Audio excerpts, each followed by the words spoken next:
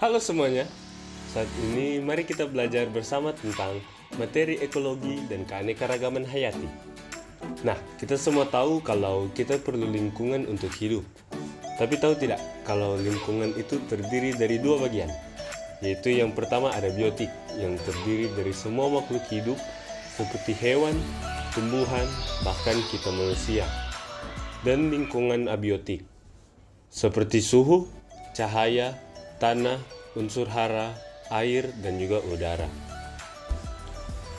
Nah, selanjutnya kita akan belajar tentang interaksi makhluk hidup dengan lingkungan. Pertama, kita akan belajar tentang simbiosis.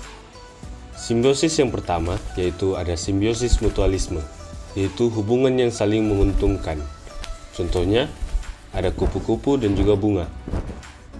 Nah, kupu-kupu ini menghisap nektar dari bunga, sedangkan bunga ini dibantu oleh kupu-kupu dalam proses penyerbukan. Lalu selanjutnya ada simbiosis komensalisme, di mana salah satu makhluk itu mendapatkan keuntungan, sedangkan makhluk yang lainnya tidak mendapatkan keuntungan maupun kerugian. Contohnya seperti ikan badut yang berlindung di anemon laut untuk melindungi diri dari predator. Lalu selanjutnya ada simbiosis parasitisme, di mana salah satu makhluk itu untung, namun yang lainnya dirugikan. Contohnya ada ulat yang memakan daun-daun pada tumbuhan. Sekarang kita masuk ke jenis interaksi berikut, yaitu kompetisi.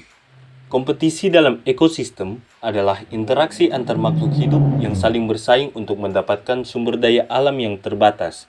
Dalam contoh ini, ada singa dan cheetah yang memperebutkan mangsa yang sama, yaitu rusa. Lalu, pada interaksi berikut ialah predasi. Predasi adalah interaksi antara pemangsa dengan mangsa. Predasi ini hanya menguntungkan bagi si pemangsa dan merugikan untuk si mangsa. Contohnya seperti katak yang memangsa nyamuk.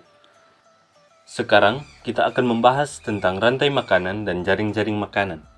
Dalam contoh ini, kita dapat melihat tikus dan rumput, di mana rumput sebagai produsen yang dapat menghasilkan makanan sendiri, dan tikus sebagai konsumen tingkat 1 atau pemangsa produsen. Selanjutnya, kita akan melihat ular sebagai konsumen tingkat 2 yang memangsa tikus. Lalu ada elang sebagai konsumen puncak yang memangsa ular. Dan yang terakhir ada dekomposer. Ketika sebuah makhluk hidup mati, maka organisme pengurai yang memecah tumbuhan ataupun hewan yang mati akan mengembalikan nutrisinya ke tanah. Berikut adalah contoh jaring-jaring makanan dari contoh sebelumnya. Sekarang kita masuk ke dalam keanekaragaman hayati, di mana terdapat 3 tingkat utama dalam keanekaragaman. Yang pertama, ada tingkat genetik yang adalah variasi atau perbedaan sifat dan penampilan individu-individu dalam satu spesies. Contohnya, anjing yang memiliki ras yang berbeda.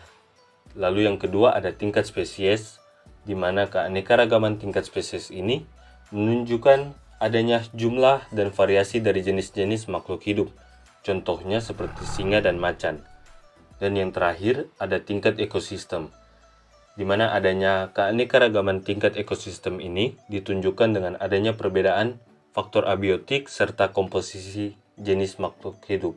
Contohnya seperti ekosistem laut. Dan berikut adalah pembagian keanekaragaman hayati yang ada di Indonesia, yaitu fauna Indomalaya, oriental dan peralihannya, seperti badak, komodo, dan orang utan.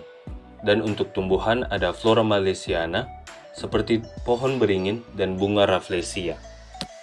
Nah, kita sebagai manusia memiliki dampak loh terhadap ekosistem yang ada. Dampak positifnya, manusia melakukan konservasi dan pelestarian. Manusia terus berusaha untuk melestarikan lingkungan dan makhluk hidup yang terancam agar terhindar dari kepunahan. Lalu ada pertanian berkelanjutan, yang adalah cara mengelola sumber daya alam untuk menghasilkan pangan dan kebutuhan manusia dengan tetap menjaga dan meningkatkan kualitas lingkungan. Lalu ada juga rehabilitasi ekosistem, di mana upaya manusia untuk memperbaiki kondisi ekosistem yang rusak atau menurun kualitasnya dengan tujuan untuk mengembalikan ekosistem ke kondisi aslinya atau ke kondisi yang diinginkan untuk masa depan. Dan untuk dampak negatifnya, ada beberapa dampak buruk buatan manusia terhadap lingkungan seperti polusi, lalu ada deforestasi yang dimana proses pengurangan atau hilangnya luas hutan secara besar-besaran dan cepat. Dan yang terakhir ada eksploitasi yang berlebihan pada sumber daya yang ada. Sekarang, mari kita lihat tentang konservasi keanekaragaman hayati. Konservasi ini memiliki tujuan melindungi spesies terancam, memelihara ekosistem, dan meningkatkan keanekaragaman genetik. Terdapat dua metode konservasi, yaitu yang pertama konservasi in situ, yaitu pelestarian keanekaragaman hayati yang dilakukan di habitat asli tersebut, contohnya hutan lindung dan cagar alam. Selanjutnya, ada konservasi ex situ, yaitu pelestarian keanekaragaman hayati yang dilakukan di luar habitat asli, yaitu di habitat buatan, contohnya seperti kebun binatang dan akuarium. Ada juga bentuk-bentuk konservasi alam di Indonesia, yaitu yang pertama ada cagar alam. Cagar alam adalah kawasan suaka alam yang di dalamnya terdiri dari berbagai jenis flora dan fauna khas, serta ekosistem tertentu yang perlu perlindungan dan berkembang secara alami, tanpa adanya campur tangan manusia. Yang kedua, ada suaka marga satwa. Suaka marga satwa adalah kawasan hutan yang dilindungi untuk menjaga keanekaragaman hayati dan satwa liar, terutama yang terancam punah, contohnya seperti badak Sumatera, komodo, dan orang utan. Nah, sekarang kita akan melakukan evaluasi. Mari kita simak dengan baik pertanyaan-pertanyaan yang diberikan.